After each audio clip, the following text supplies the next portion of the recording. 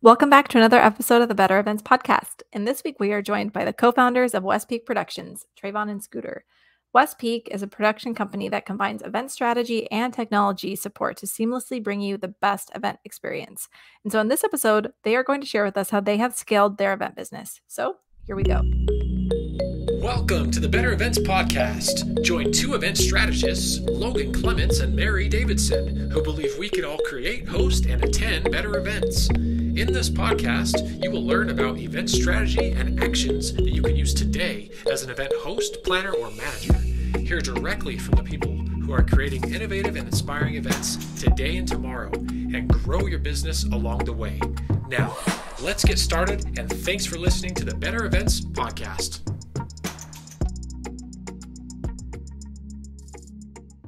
All right, and welcome back to another episode of the Better Events podcast. I'm Logan Clements, one of your co-hosts, and we're going to save as much time as we can for our two guests because, yes, we have two guests, and we'll continue to say we're very excited, but I am genuinely very excited for this interview. We're going to be talking with the two co-founders of West Peak, and to give them a little bit of an introduction, West Peak is a production company that combines event strategy and technology support to seamlessly bring you the best event experience. Now let's meet the two co-founders. Scooter Taylor attended Morehouse College, where his studies focused on marketing. Since his undergraduate days, his work has been at the intersection of technology and culture. Taylor launched venture-backed technology companies with investors that included Comcast Ventures, Morgan Stanley, and Y Combinator. In March 2020, he launched Quarantine Con, a digital community of 10,000 people who attended several virtual events that highlighted Black creatives and entrepreneurs. And from this endeavor, West Peak Productions was birthed. Mary, you want to introduce our other co-founder? Yes, absolutely. Okay, so the second co-founder of West Peak is Tre'von Hill, and Tre'von also attended Morehouse College, where he majored in psychology. He has taken the technical and synthesizing skills learned in the lab into the world of venture, which I have definitely seen, and we'll talk more about that. But Tre'von has a focus on bridging the technology and economic equity gap with communities of color. And he also works with founders, business professionals, and local government leaders and investors on projects, products, and campaigns focused on the triple bottom line. He has a passion for connecting people with purpose by providing the resources and opportunities they need to execute their ideas. And we are so pleased to welcome Scooter and Tre'von to the podcast. So thank you for being here. What's up? Excited to be sitting here in the seat, honestly. So thanks for having us. And is there anything that we left out of your introductions that you want to point on really quick, right? When we get started, we want to make sure we're not just losing something that you all want to point out. I want to shout out my hometown. I'm from Memphis, Tennessee, and he's got some Memphis connection in there. But I just want to shout out my hometown always. Nice. That's funny. I was going to say something that's not in our bio that we probably should mention, especially as we're starting to meet people who didn't know us in college, is that we've just known each other for like ever at this point. And so like often when people like see us or meet us or like they're in business meetings with us, whatever the case is, one, they're always like, man, you all are so young. And then the other is just like, man, you all kind of synergize so well. And so something that's not a part of our story, but very much so reflective of our story is just we've just known each other for like years now. So I think that's probably another big piece that you'll see informed and just how we talk and riff off of each other. We've been in weddings together. We've traveled together. So yeah, there's a lot of connection there. Whole nine. I may or may not have slept on his sister's couch while I was in San Francisco trying to figure out like my life adventure. There's actually so much. We'll go through like the backstory one of these times, but for today, we'll talk about all the successes for sure. Oh my gosh. Hey, that's exciting. And I love to hear how close you all are. And it totally seems like it too. And we like to kind of start with like a why we asked our guests. So I feel like I've been kind of like hinting at this because I've been saying things. But one of the reasons that we asked West Peak is because I've had the pleasure to work with Scooter and Tre'von. And so it's kind of I think it's a funny story. I don't know. I met Scooter at a StreamYard event. It was the StreamYard Summit, I think in 2021. Yeah. And Scooter put out a call in the general chat looking for, I don't remember what you said, but it was like looking for freelancers or team members or something like that. And so I messaged you on StreamYard, and I have to say, I like wasn't quite sure if it was a scam or not because it just seemed like too easy. And so I was like, I guess we'll see what happens. I don't know. Yeah, And that luckily, was it was not a scam. So thank you for Luckily. no. that. It wasn't. It wasn't real opportunity. We were looking for just more rock stars to come on and meet with the clients, right? And I think the role has switched, several names at this point. I think we were calling them like account managers at one point, event producers. Now they're called like event managers. I put that in the chat, and there's 1,000 people going, so the chat's moving. And I thought no one saw my message, and then I see Mary go, "Scooter, I can do it," and I'm like, "Oh, let me DM her." And so that turned into some email introductions. And then next thing you know, I got an update that's like, "Oh yeah, Mary's on board and she's in Slack." And so we had actually met. We were literally we met in person months after at IMEX America in Vegas, and it was a really cool moment of like, "Hey, actually, we just met in person for the first time. I had never actually met you, but it was really cool." So I think appreciate you. I think I shot my shot, and then you were open to opportunity. So that's pretty cool. Yeah, definitely. It was definitely like right place, right time type thing. Cause you're right. The chats get crazy. So I'm just surprised I even saw it. But yay, glad I did. Well, I think an important takeaway for any listener that it doesn't matter where you get some of these leads from. You never know. Some of these, I know Mary and I, we constantly are hearing people are sick of virtual, and there's genuine connections that can be made and come out of these virtual opportunities that maybe it would have taken longer or never happened if you guys weren't ever in the same physical space together. So very cool that that's how For you guys sure. met. For sure. Yeah, I wouldn't be in the seat if I didn't probably send that message. So super cool. Yeah, definitely. So we want to jump into our topic, which is about how to scale an event business. And you all have a lot of experience with this, so we're excited to hear what you have to say. So we'd like to start off simple, though. So let's just take a step back for a moment. And so can you briefly share each of your event journeys? So basically how each of you ended up in the event world in general. That's a good question. Yeah, I mean, I can kind of start us off. I think this has been a funny one as people have asked us like, "Oh yeah, when was your start in the events industry?" And it's hard to say that we were like in the industry per se, but both of us have kind of come from a background of like community and culture in various different ways. I think mine starts with just having parents who are in the entertainment industry and who are performers. And so being on kind of like tour buses and stuff with them, like growing up and kind of seeing like breakdowns and seeing run of shows and production binders and all that stuff. Like it was super proximal to those things, but definitely didn't learn anything formally. And then it all kind of culminated in college when, you're putting together really studious events with your friends to be studious.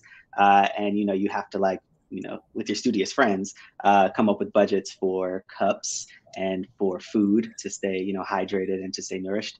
And then you start realizing like, oh, wow, to kind of like do this over and over again, you kind of need a strategy, you need a plan, you need to start figuring out like how many people are going to be there, what are the activities you're going to do, stuff like that. And then, you do that with enough of your friends over and over again, and you start realizing like, oh, like we're throwing events, right? The funny story about our name is that it's a street name of the house that Scooter and I lived on in college. So that's where Westbeak comes from for those who want to do Westbeak trivia one day.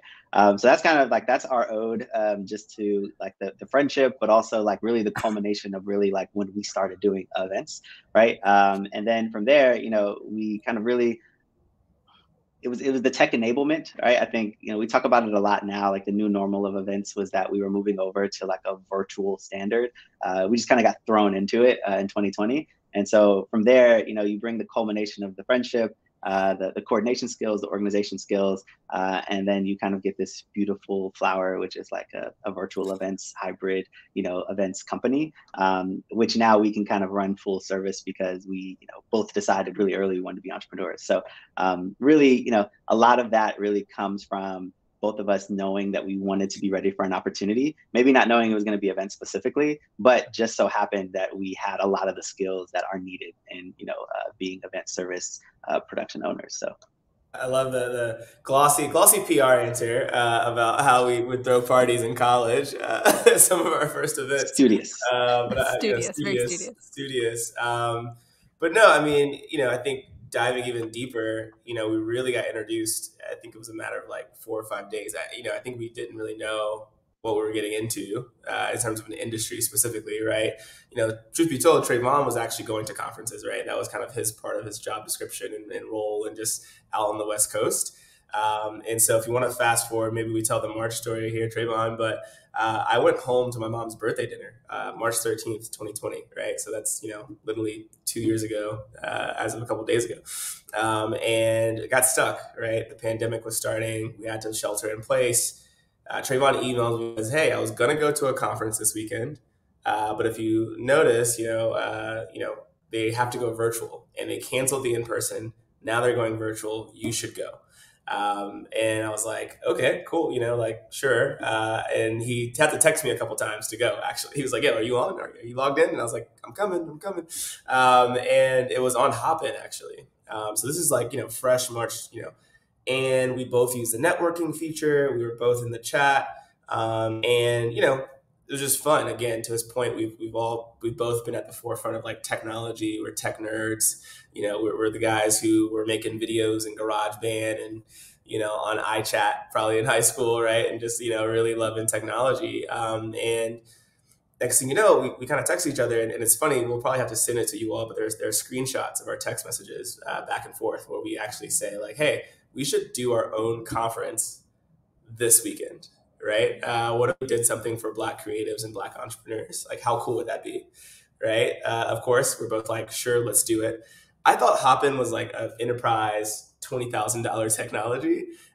Turns out it was $100 a month. Right? So I Venmo'd him my last $50, and I think he probably took one of his last $50, and we signed up for an account. And 4 days later, we had put together a conference. And I think that's the power of, I know this whole thing is about scaling up, but in the early days, right, it's about kind of going for it and a little bit of trusting gut, a little bit of what's already happening. We didn't really know how to throw a conference. I didn't know how to throw a conference, but we knew there were some core elements, right?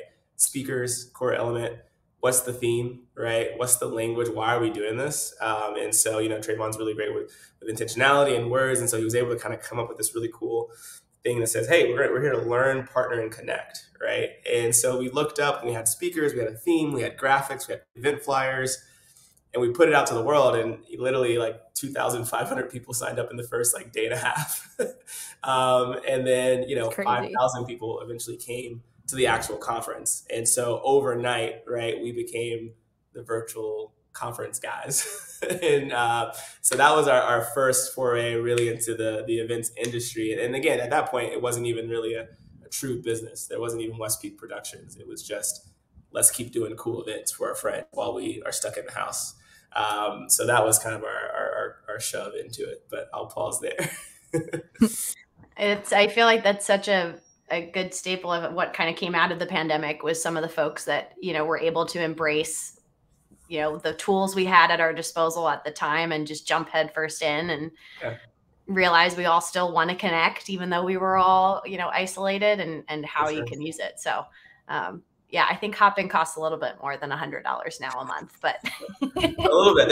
Actually, I think they still have an affordable plan, but some of the bells and whistles, you got to pay to play now.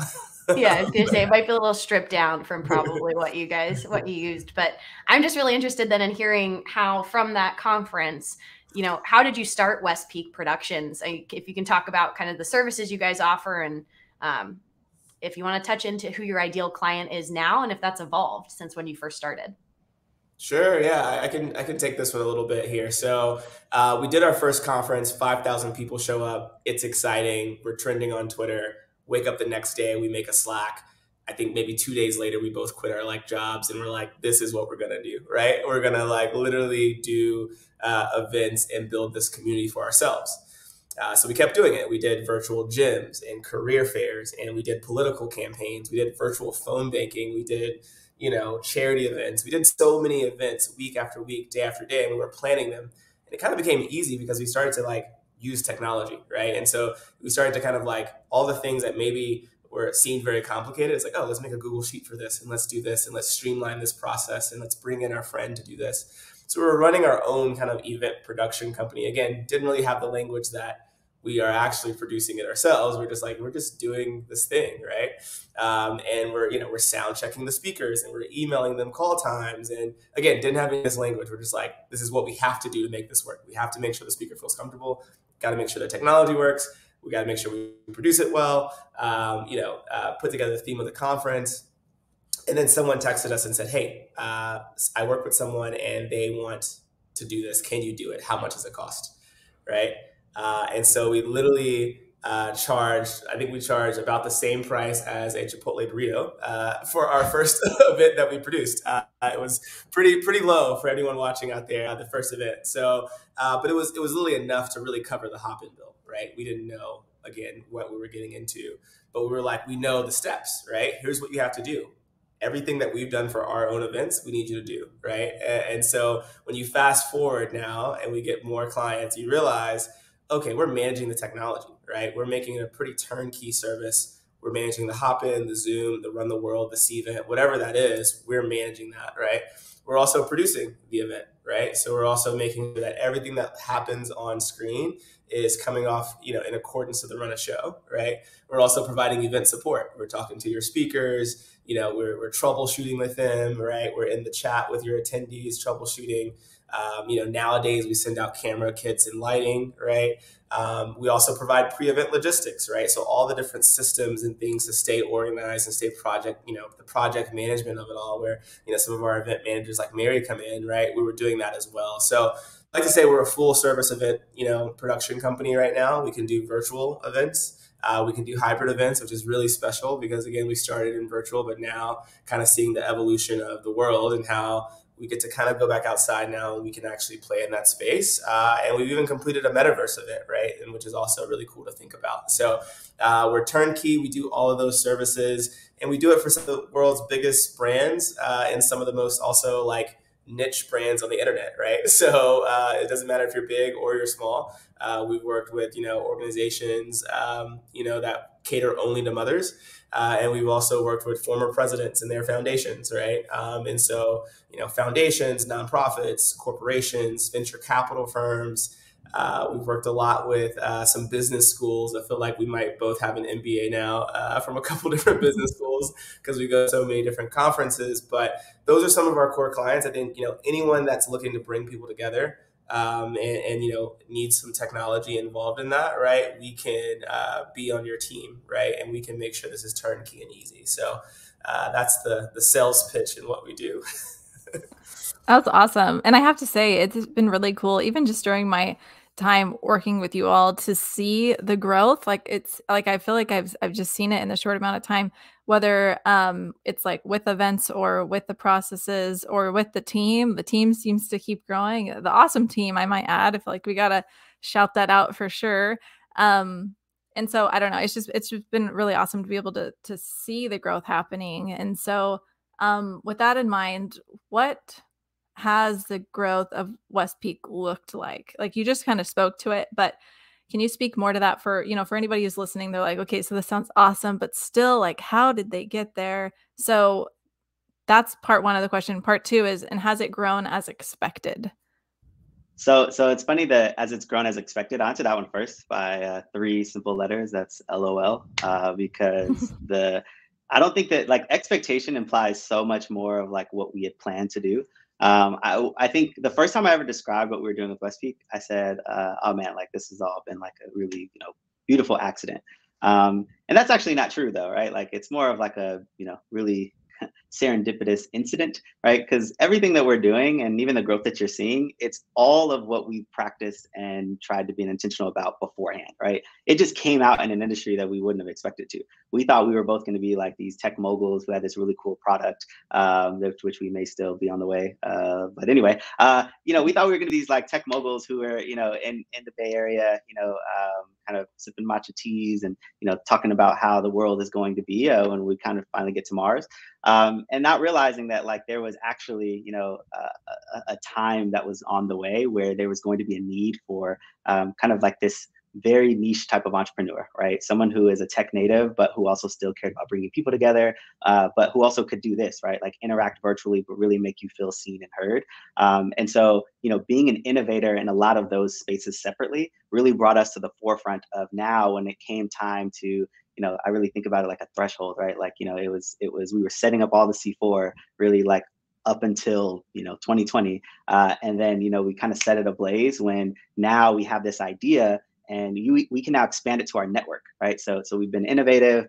We thought to ourselves, hey, we can bring this sort of product to our community. We didn't know it was a product yet. We're just, let's bring this event, this opportunity to, as Scooter said, learn, partner, connect. Let's bring this event to our community. But now our network, because we had been building it for so long, they are expansive, but they're following us, right? Because they see the vision, they see what we're interested in doing. And so when we kind of push send on that tweet or send on that email, a lot of that activation was really, and I'm going back to Quarantine Con, a lot of that activation was just because they knew us. They were just like, if their names are on it, which literally our names were just on it, it said Trey and Scooter present Quarantine Con. They're like, this is just going to be fun. I'm so interested. I know that these are two innovative people. So innovation would be my very first one, right? We've grown and we've seen the growth through the ways that we've been able to innovate. The next one is going to be networking, right?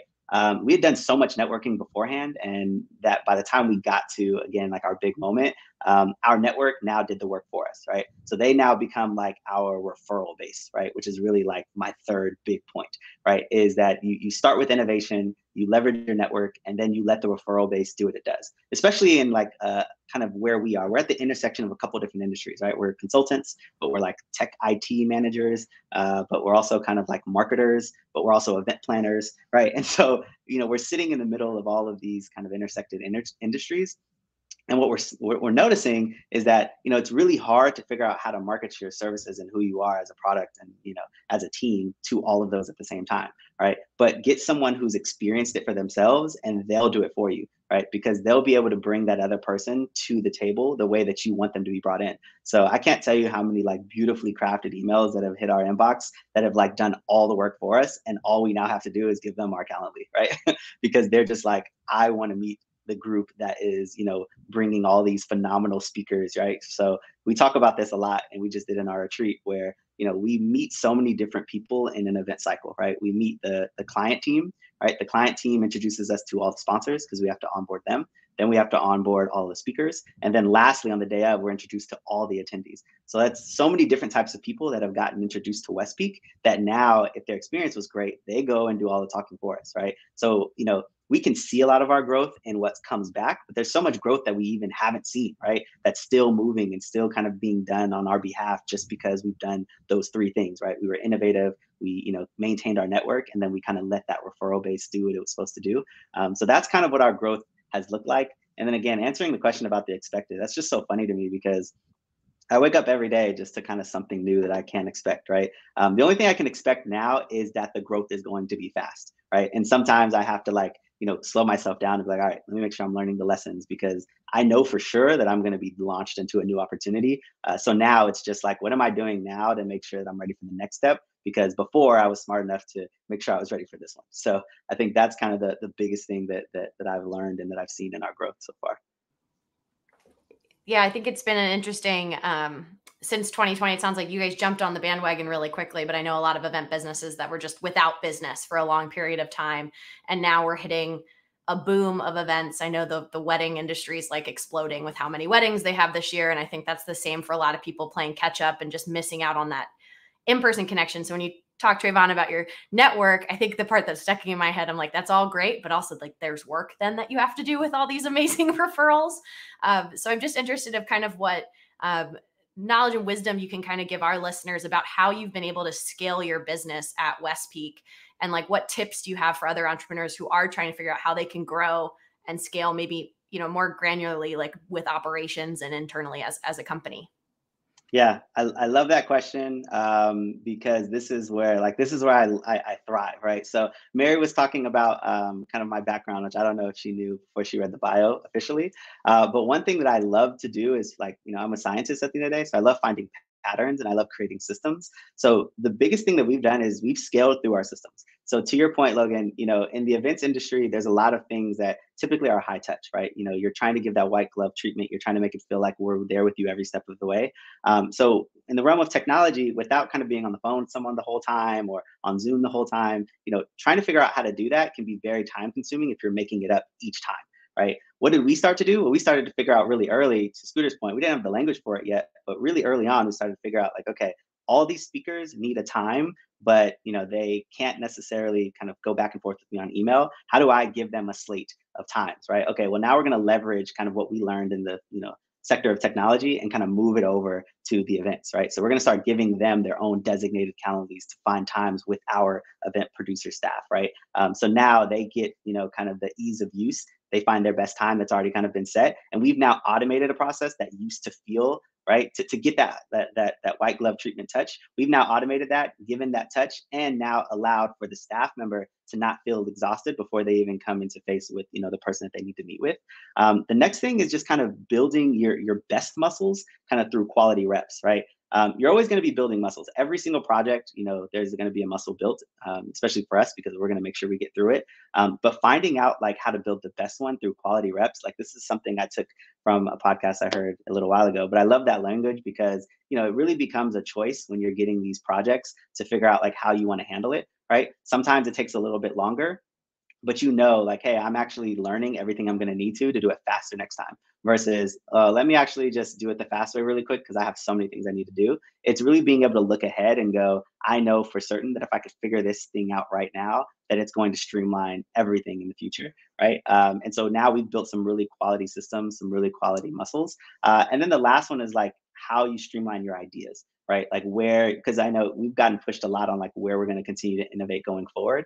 And it really just comes down to like finding your own decision matrix, right? And I think that's something that's been really, really key for us because you want to go at your pace, right? You don't want to go too fast. You definitely don't want to go too slow, but you want to find your pace. And your pace is typically found at learning how you make decisions, right?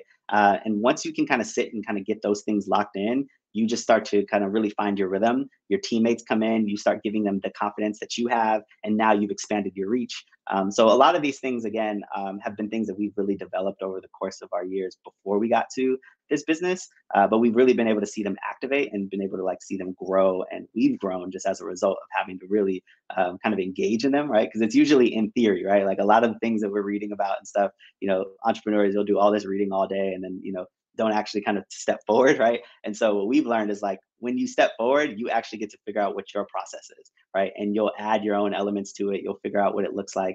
But the scaling really does look like, that systems building, right? And so if I could like hunker on that, I really will, because if you can find out a way to do something over and over and over again, right, you really put yourself like in a really good position to again be able to scale, right? Like what used to take me, an hour to do, it now can take me like 5 minutes to do, and I can now do 20 or 50 of those in that hour, right? So you just gave me major flashbacks to my like college strength and conditioning coach with quality reps and time under tension, and how much I hated that whenever we did squats for like time, like an 8-second down was way worse than just regular squatting, but for some reason was way more efficient. So thank you for conjuring that lovely memory. I was like, oh, that is like business. You hate them, but they're definitely worth it.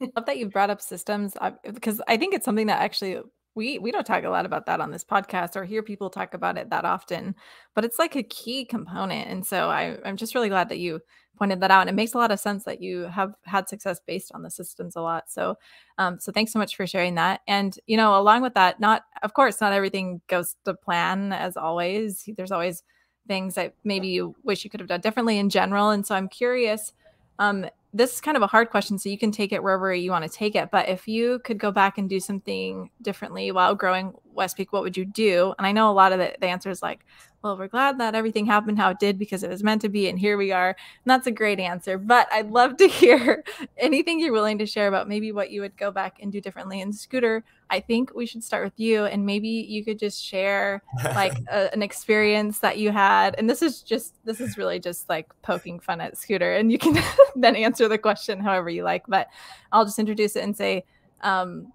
West Peak has had the opportunity to work with some really amazing people and agencies and organizations, and Scooter has a funny story about introducing himself. So I'll just let you take it. I wouldn't go back and change this at all. Actually, I would still do it the same. And honestly, if we were in front of him again, I'd probably do it again. Why not? But we got a chance to work with the former president, and it was a big deal. It was actually on the 1-year anniversary after we did Quarantine Con. So imagine you do this 5,000 person event overnight, life changes, and you start to do this virtual event production company. 365 days later, you're sitting in front of like a former US president as he gets on StreamYard, right? And so, I think I did 3 outfit changes. So I came out first in like a sweater. I was like, that's too casual. I came back in like a cardigan and a button down, but I was sweating and I was like, this isn't even me. Like, this is not my personality at all. And so finally, this is before we had like West Peak swag and like, we don't have any of that, right? So for anyone that's also wondering if you need all that before you do big things, I don't even think we had a website. I think our website was still just like a doxed PDF at this point. But, I'm seconds away from meeting a former president. He's back there. We bring him up on screen. Tre'von's sitting to my left. And I open up and I'm like, how's it going, Mr. President? My name is Tre'von.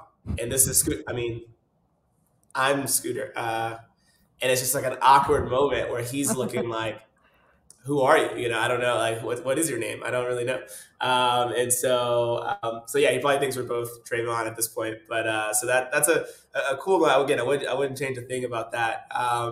I think what I would say is, again, I wouldn't change much. I would probably go back in time and just be probably more aggressive on pricing and truly nailing in and not by saying like I'm more aggressive and every time I want to go up $3,000 or $4,000, right? But maybe taking a little bit more time in the early days to understand what we were actually providing, right? What was the actual value, and how does that connect to the client and the ROI? I think in the moment you're sitting there, you're not really a good negotiator. You're probably doubting yourself. They're not showing much emotion on their side. They're just like, how much is it? It's an awkward moment where you're like, what's your budget? And they're like, well, how much is it? Right. And I think, you gain confidence when you actually kind of like aren't in the dark, right? When you actually study and research and like understand something, right? It's how confidence kind of grows. And so, it would have been way more confident to be able to maybe charge 20,000 instead of 10,000 on some of those projects, right? Or 100,000 rather than 40,000, right? And they probably would have said yes. And I think in hindsight, you just live and learn and you keep going, right? And I think that's maybe lesson number 2, right? Outside of like understanding your value and being confident enough to speak on it is literally keep going, right? Like, you're going to have some bad days in the gym, right? Where the event doesn't go well. You're going to undercharge, underprice, you're going to get into it with your team. But like, really push through some of those tough days and keep going. And then third, I think, what's been really special to West Peak in general, right, is just working with people that you trust, right? Yeah, someone that's going to really trust you, your insight, appreciate you. They're not going to want to like see you trip up and fail secretly behind your back, right? They actually want to see you do well. You want to see them do well.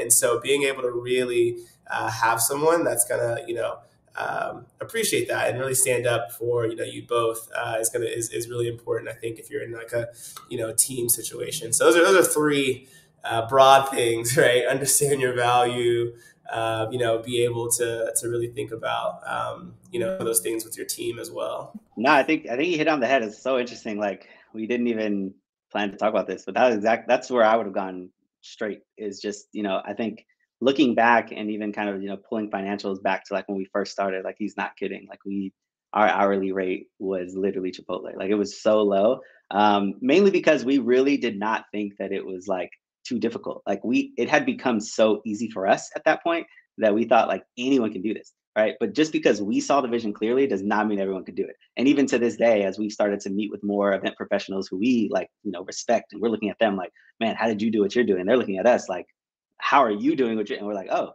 it's valuable, right? And it just like that kept happening to where, we started to then get told by like these people who we're thinking are, our mentors, they're telling us like, you are not charging the right price, like at all. And we're like, oh, okay, good to know, right? But just back to the confidence thing, I would say the big thing I would change is that it's confidence. I have another like quick funny story is we had a really big client. We actually funnily call it our seed round because it was like our first really, really big client. And throughout the entire experience, it was actually a virtual internship. So we did it for about 25 days, so many different elements. We did not charge, like we charged, it was the biggest deal to date back then. But like looking at it now, the amount of time that they were getting, like we're waking up at like 6 a.m. every day and like going to sleep at 6 p.m. every day. And like they had us there for support the entire time. It was wild.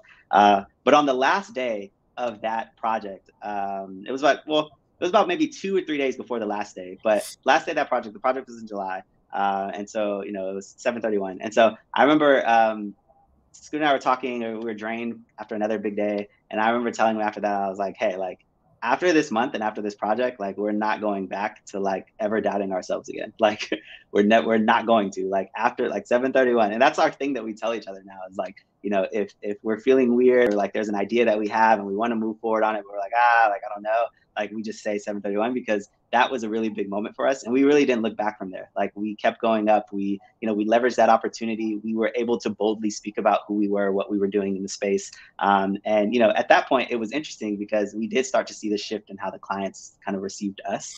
And that was a really big piece of that confidence too, right? When you get done with your value prop and they're not only understanding it, but then they're also telling you like, man, this is actually really helpful. And yeah, like, no, we're not scoffing at it. Like, it's a lot, but it's worth it. So let us like regroup and we'll come back. And we're not actually sitting trying to negotiate like, all the nickels and dimes. Like, that was huge for us. And it really helped us expand, who we were, the company ideals, and again, the team, right? To where we're confidently, saying like, hey, we need more teammates, right? And we can get great folks like Mary to join. So I would definitely say if I could go back, it would be, not making it 7:31. I would have loved to make it like, let's see, when do we do quarantine on?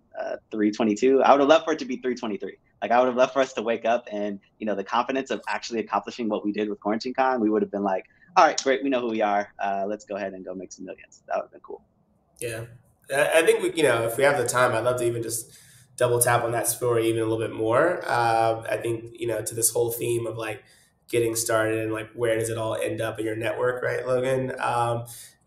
We were doing events for folks and, the referrals started to come in, right? Hey, can you do it for my job? Can you do it for my group? And someone said, hey, can you do it for my organization, right? So we said yes. And so we came in and we put together a hop-in demo, super simple, cool 30-minute meeting. Someone in that meeting goes, hey, there's another group that I think needs this as well. Do you mind jumping on the phone with them? Of course, we say yes, right? So we jump on the phone with them. And, at this point, we hadn't really had a true, I guess it would be 5-figure client, right? And I think, for transparency, giving everyone the scale, right? I think we ended up doing this is like $37,000 at the end of the day, right? And so big amount, right? I'm in my mom's house, he's at his mom's house, right? We're just, we haven't charged this before for an event. And literally the lady goes, okay, well, let's, tell me the price, right? And so we're going back and forth on, well, if you say this much, that means that much hourly. And so we had to get out of the mindset of like hourly rates, right? It's like, okay, this is not about hourly at this point. This is about fixed fee. We're going to do something for 30 days straight. They've never done it. We're the experts. They've got C-suite executives that are coming on this thing. Like, let's really give the price. And I remember at that moment too, I think it was like 2 a.m., right? And we didn't even have a deck. We had never made like a proposal. Again, all of our deals had been kind of like text message, right? Like, hey, my friend wants to do this. Cool. Okay, we're in. Here's the price, right? It's very simple. Contracts are like on Google Docs. And I remember going, okay, if we're going to give someone a price of $37,000, we should probably have at least a couple slides, right? And that slideshow was our website up until the former president story. I mean, literally, we made some edits, but it was that original document that really became our website. But what's really cool is, fast forward, she says yes to the price without even looking at the deck. But we meet a speaker, right, Tre'von did, right, who happened to take a liking to him. She was on the board of said foundation with the former president, who knows that both of our names is Tre'von. And, she was a speaker during this moment. So it's a really cool full circle thing, right, of how that's all really connected and interwoven. And then you fast forward, right, and now we're standing in front of that foundation and now we're charging, 6 figures, right? And it's like, whoa, we're confident, right? And they're having to even kind of tell us, hey, can you take off a couple thousand, And so it was really cool to see that grow. So I think if there's any entrepreneur out there right now, right, it's like really, again, leaning into that value statement, values that you have, the value that you offer. And then, keep going down the path, right? And just adjusting and tweaking. And then you'll realize you're so much further on the other side, right? And, again, there were many times during that 30-day event that we were like, we undercharged, right? Why did we do this, right? This is terrible, right? But it opened up so many doors for us and it gave us runway, right? And I think, again, in those early days, it's important to, just have that bank account or that whatever you want to call it, right? To say, hey, we have 30,000, right? We spend 2,000 a month, right? We are good for the next 15 months. Okay, that's great. Let's keep going, right? And doing that kind of back of napkin math. But then once you keep going, you start to realize, oh, I'm getting more months of runway. Now, to Tre'von's point, let's lean in. Let's do these systems. We don't have to actually stay up till 6 a.m. anymore, right? We don't have to do that, right? We can actually bring on more talented people. And so, I think it was an important story you told. I wanted to kind of even just dive deeper into the deep cuts of that one because it really is special. Well, I think you touched on something important there too for listeners of just understanding that if we can get away from sometimes the hourly and the time basis for what you're charging and understand that it is your experience as well as your expertise, that clients are getting out of your projects, that's kind of behind some of your rates. And I think that'll help, especially folks who are just getting started, have limited experience, but maybe they have that expertise. Like it sounds like both of you guys pulled from your past experience before you even got into the event industry. Yeah, I think there's an abundance of clients, right? I mean, Tre'von wants the stat, like how big is the industry, right? And so, I think we kind of get caught up with like, oh, I want to be the best in, Washington. I want to be the best in DC. I want to be the best in Wyoming, wherever you're sitting at the moment, right? Atlanta. You realize like, oh, there's a big world out here, right? And there's so many different clients. And I think, that's something that we're learning, right? Well, what's a nonprofit and what's the right size nonprofit for us, right? Should we be going after the ones that are doing, $1 million in revenue or donations and investments, or the ones that are doing hundreds of millions of dollars, right? And what does it take for each? And so, I think positioning yourself is super important. You kind of get to be able to position yourself when you understand your value, right? If you really research and understand where you sit in the industry, other folks and other players, you get to say, oh, I'm actually on the higher end, which means I can actually demand this price. I can actually go tap into this clientele.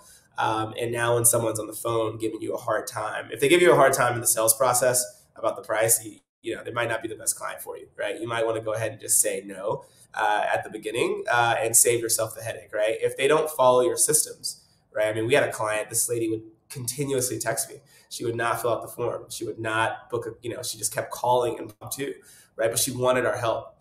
And there was a moment of going like, I can't do that to my team. I can't do that to Tre'von, right? I know that this is not going to go well, right? She's not going to respect the things that we say on the front end. So when it gets down time and we're all stressed and it's 2 days before, right? She's probably not going to also follow our systems that we know we need to do. And that's all we charge you. And then on top of that, I know you, so we're probably giving you a discount. Actually, you know what? We're just going to, I can meet with you for 30 minutes, give you everything I know, and call it a day, right? And I think being okay with that sometimes is important.